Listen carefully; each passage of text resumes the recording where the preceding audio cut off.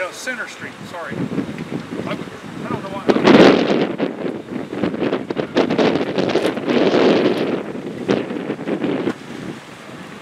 Good morning, Battalion Chief. Can you tell us what happened here this morning?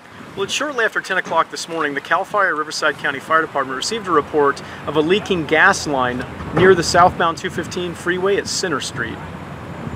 And then, do you know, is there any businesses affected? Anybody been evacuated? Any businesses being closed?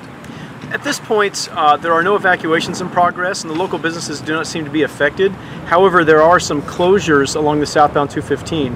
The southbound off-ramp at La Cadena and the southbound on-ramp at Center are both closed at this time. And then what about the 215 freeway? Any closures on the 215?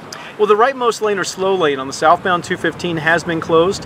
However, there is no traffic diversion and traffic does not seem to be affected at this point. And then I see that there's flames coming from the area of the pipeline. Do we expect that there's going to be any explosions, or is this going to eventually burn out? Well, we believe at this point it will likely burn out. The line was severed and the product inside the line had ignited, but it's under very low pressure and the valves at either end of the pipeline have been closed.